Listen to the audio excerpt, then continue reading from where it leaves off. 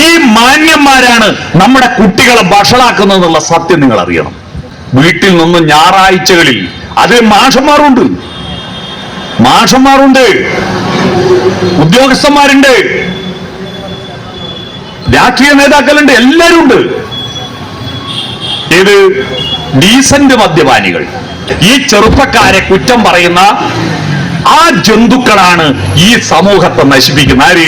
ഈ ഞായറാഴ്ച ഒത്തുകൂടി അടിക്കുന്ന ടീമില്ലേ, അവരെയാണ് ആദ്യം നിങ്ങൾ പ്രതിരോധിക്കേണ്ടത്. ആ ചെരിച്ചു കൊടുക്കുന്ന ചില ഭാര്യമാരുണ്ട്, ചെരിച്ചു കൊടുക്കുന്ന കുപ്പിയും അച്ചാറെല്ലാം കൊണ്ടു കൊടുക്കുന്ന ഭാര്യമാരുണ്ട്.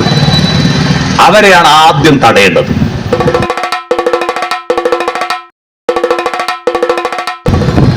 കുറ്റം പറയുന്നത്, നിങ്ങളുടെ വീട്ടിൽ ഏതെങ്കിലും ചെറുപ്പക്കാരൻ അച്ഛനും അമ്മേനെയും കൊല്ലാൻ പോയോ?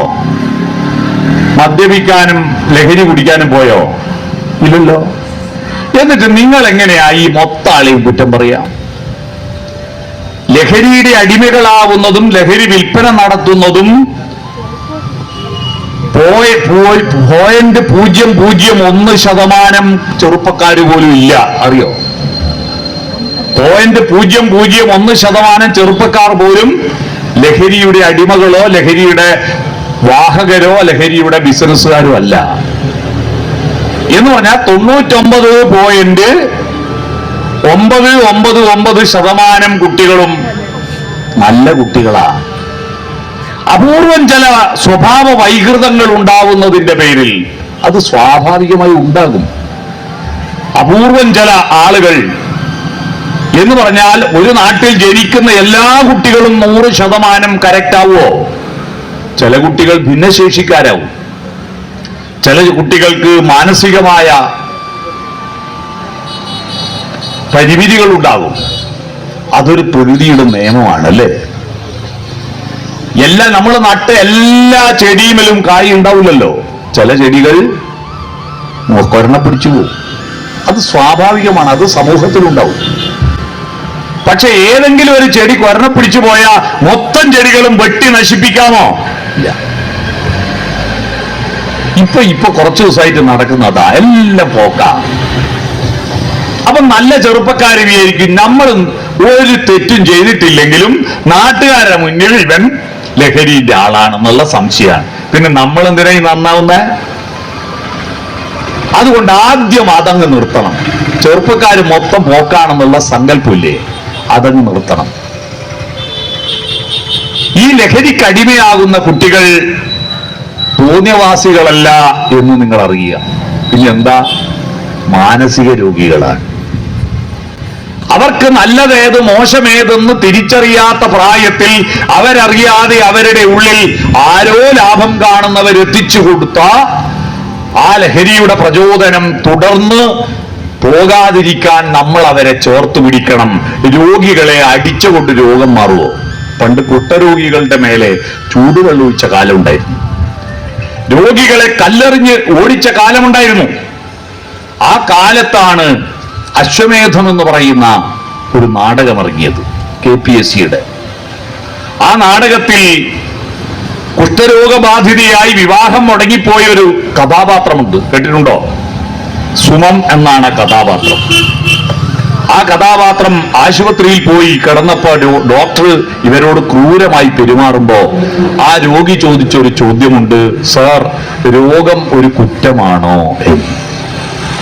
രോഗം വന്നവരെ കുറ്റവാളികളെ പോലെ പരിഗണിക്കരുത്. അങ്ങനെയാണ് വേൾഡ് ഹെൽത്ത് ഓർഗനൈസേഷന്റെ അവാർഡ് ആ നാടകത്തിന് കിട്ടിയത്. ആ ചോദ്യം ഒരു ഇന്റർനാഷണൽ ചോദ്യമായിരുന്നു. രോഗം വന്നവരെ ചികിത്സിക്കുകയാണ് വേണ്ടത്, അല്ലാതെ അടിച്ചോടിക്കുകയല്ല, കുറ്റപ്പെടുത്തുകയല്ല. നമ്മുടെ കുട്ടികൾ അവരറിയാതെ രോഗത്തിനടിമയായി പോയിട്ടുണ്ടാകാം. അവരെ ചേർത്ത് പിടിക്കണം, അവരെ ജീവിതത്തിന്റെ മുഖ്യധാരയിലേക്ക് കൊണ്ടുവരണം. തെറി പറഞ്ഞതുകൊണ്ട് കുറ്റം പറഞ്ഞുകൊണ്ട് കാര്യമില്ല. അവരെ ചേർത്ത് പിടിക്കുക. ലഹരിക്ക് അടിമയായാൽ അത് കുട്ടികൾ മാത്രമല്ല, ഇപ്പൊ കേൾക്കുന്ന തന്ന വൈബുമാര് പറയുന്നത് കേൾക്കുമ്പോൾ വിചാരിക്കും കുട്ടികളെ മാത്രമേ ലഹരി അടിക്കുന്നുള്ളൂ. എത്ര പണ്ടെല്ലാം പട്ടയും ഊളച്ച ചാരായവും അടിച്ചിട്ട് റോഡരികിൽ കിടന്നിട്ട് ഛർദിച്ചിട്ട് അതിൽ മൊത്തിയും കുത്തി വീണിട്ട് അതും അത് കണ്ടിട്ട് മദ്യപാന ശീലത്തിലേക്ക് കടന്ന ഒരൊറ്റ കുട്ടി ഉണ്ടാവില്ല. പറഞ്ഞാൽ പണ്ട് കാലത്ത് മദ്യപിക്കുന്നവരെ കണ്ടിട്ട് മദ്യപാനത്തിലേക്ക് കടന്ന ഒരൊറ്റ കുടുംബത്തിലെ കുട്ടികളും ഉണ്ടാവില്ല. കാരണം അത് കണ്ടിട്ട് ഇതുപോലെ ഞാനാവില്ല എന്ന് പറയായിരുന്നു. എന്നാൽ പകൽമാന്യന്മാരായി നടക്കുന്ന കുറെ ആളുണ്ട്.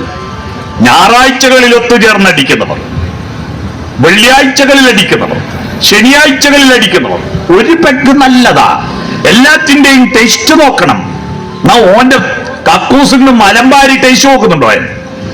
ഈ മാന്യന്മാരാണ് നമ്മുടെ കുട്ടികളെ വഷളാക്കുന്നതെന്നുള്ള സത്യം നിങ്ങൾ അറിയണം. ഏത് വീട്ടിൽ നിന്ന് ഞായറാഴ്ചകളിൽ അതിൽ മാഷന്മാരുണ്ട്, ഉദ്യോഗസ്ഥന്മാരുണ്ട്, രാഷ്ട്രീയ നേതാക്കളുണ്ട്, എല്ലാവരും ഉണ്ട്. ഏത് ഡീസന്റ് മദ്യപാനികൾ, ഡീസന്റ് നല്ല ഷർട്ടിട്ടാൽ കുടിക്കുന്ന മദ്യം നല്ല ഡീസന്റ്. നമ്മുടെ ഹരിശ്രീ അശോകൻ പറഞ്ഞ പോലെ നമ്മളിട്ട ട്രൗസർ ഓനിട്ട ബർമൂഡ. പാവപ്പെട്ടവൻ അടിച്ചാ ഓൻ വെള്ളം അടിക്കുന്നവൻ മദ്യപാനി. മറ്റേക്കൊണ്ട് അടിച്ചാലോ അത് സോഷ്യൽ ലൂബ്രിക്കന്റ്. ഈ സോഷ്യൽ ലൂബ്രിക്കന്റ് ആണെന്ന് പറഞ്ഞിട്ട് അല്പം പെഗടിക്കുന്ന ടീമുണ്ടല്ലോ, അവരാണ് നമ്മുടെ കുട്ടികളെ ലഹരി ഒരു കുറ്റമല്ല എന്ന സങ്കല്പം നാട്ടിലുണ്ടാക്കുന്നത്. നിങ്ങളറിയണം. അതുകൊണ്ട് ഈ ചെറുപ്പക്കാരെ കുറ്റം പറയുന്ന ആ ജന്തുക്കളാണ് ഈ സമൂഹത്തെ നശിപ്പിക്കുന്ന. ആര്? ഈ ഞായറാഴ്ച ഒത്തുകൂടി അടിക്കുന്ന ടീമില്ലേ, അവരെയാണ് ആദ്യം നിങ്ങൾ പ്രതിരോധിക്കേണ്ടത്. ആ ചെരിച്ചു കൊടുക്കുന്ന ചില ഭാര്യമാരുണ്ട്, ചെരിച്ചു കൊടുക്കുന്ന കുപ്പിയും അച്ചാറെല്ലാം കൊണ്ടു കൊടുക്കുന്ന ഭാര്യമാരുണ്ട്. അവരെയാണ് ആദ്യം തടയേണ്ടത്.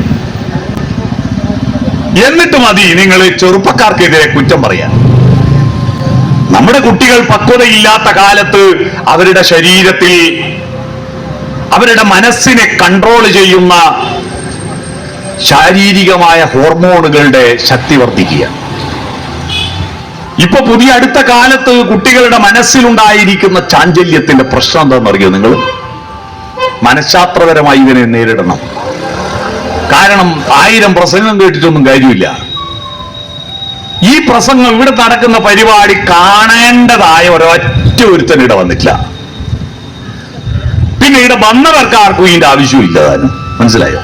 പണ്ടൊരു മാഷ് പറഞ്ഞിരുന്നു, ഇന്ന് ആബ്സെന്റ് ആയ കുട്ടികളല്ല സ്റ്റാൻഡപ്പ്. ഇന്ന് ആബ്സെന്റ് ആയ കുട്ടികളല്ല സ്റ്റാൻഡപ്പ്. ആബ്സെന്റ് ആയ കുട്ടികൾ സ്റ്റാൻഡപ്പ് ആവുമോ? അതുപോലെ ഇതാരാണോ കേൾക്കേണ്ടത് അവരൊന്നും കേൾക്കുന്നില്ല.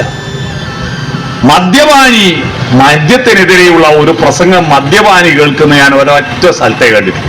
അത് മനസ്സിനക്കരെ എന്ന് പറഞ്ഞൊരു സിനിമയിൽ വെള്ളം അടിച്ചിട്ട് ഇന്നസെന്റ് മുന്നിൽ ഇരുന്നിട്ട് കേൾക്കുന്നുണ്ട്. അതാ ഞാൻ ആകെ കണ്ടത്. ദേശത്തിന്റെ കഥ എന്ന് പറയുന്ന ഒരു നോവലുണ്ട്. ജ്ഞാനപീഠ അവാർഡ് കിട്ടിയ നോവലാണ്, നമ്മുടെ എസ് കെ പൊറ്റക്കാട്. അതിൽ സ്വാതന്ത്ര്യ സമര കാലഘട്ടത്തിൽ കള്ളുഷാപ്പ് പിക്കറ്റിംഗ് സമരം നടക്കുക. അപ്പൊ നാട്ടിലെ പ്രമുഖനായ മദ്യപാനിയാണ് ബസ്ര കുഞ്ഞാപ്പു. വെള്ളടിക്കുന്ന കുഞ്ഞാപ്പു ഒരു ദിവസം ഗാന്ധി തൊപ്പിയിട്ട് കതറ് വിട്ടിട്ട് സമരപ്പന്തലിൽ പോയി ഇരുന്നപ്പം ഭയങ്കര സംഭവമായത്.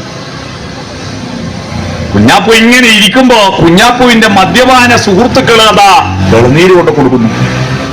കുഞ്ഞാപ്പു ഇളനീര് കുടിക്കുന്നു. അതിന്റെ ഇടയിൽ കള്ള് ഷാപ്പിന്റെ മുതലാളി തലേ ദിവസത്തെ കള്ളിന്റെ ഭരണി അടിഞ്ഞിരിക്കുന്ന ഭരണി ഉണ്ടല്ലോ, ഈ കള്ളിന്റെ മട്ട അടിച്ചിട്ടുണ്ടോ, അതപ്പാട് കുഞ്ഞാപ്പുവിന്റെ തലയിലോട്ടൊക്കെ അമർത്തി കൊടുത്തു. സാധാരണയാണ് കുഞ്ഞാപ്പു ആടുന്നത് തിരിച്ചപ്പടിക്കൂ. ഒന്നുമില്ലാതെ കുഞ്ഞാപ്പു ഹേ രാം എന്ന് പറഞ്ഞിരിക്കുക. ആളുകളെല്ലാം അത്ഭുതപ്പെട്ടു. അപ്പോഴാണ് അതിലെ പ്രധാനപ്പെട്ട കഥാപാത്രമായ ശ്രീധരൻ ഈ ഇളനീര് കൊണ്ട കൊടുക്കുന്ന ഇവന്റെ ടീമില്ലേ, അവരുടെ പിന്നാലെ നടന്നുപോയി നോക്കുമ്പോ ഇവർ ഇളനീര് തെങ്ങുമെന്ന് പറിച്ചിട്ട് അതിലെ വെള്ളമെല്ലാം കമുത്തിയിട്ട് അതിൽ കള്ള് വെച്ചിട്ടാ കൊണ്ടു കൊടുക്കുന്നത്. ഈ സമരത്തിൽ പങ്കെടുത്തുകൊണ്ട് കള്ള് കുടിച്ച് സമരത്തെ പൊളിക്കാനുള്ള പരിപാടിയാ. ഈ ഷാപ്പിന്റെ മുതലാളി ഒത്തിട്ടായി പരിപാടി. ഷാപ്പിന്റെ മുതലാളി ഇവന്റെ മേലെ മട്ടൊഴിച്ച് എന്തിനാന്നറിയോ? കള്ള് കുടിച്ച് അടുത്തിരിക്കുന്ന മറ്റ് സമരക്കാർ വളണ്ടിയർമാർ അറിയല്ലോ ഇവൻ വെള്ളടിച്ചിട്ടുണ്ടെന്ന്. അപ്പൊ ഇത് കമഴ്ത്തി കൊടുത്താൽ അതിന്റെ മണം കൊണ്ട് അതാന്ന് വിചാരിച്ചോളല്ലോ.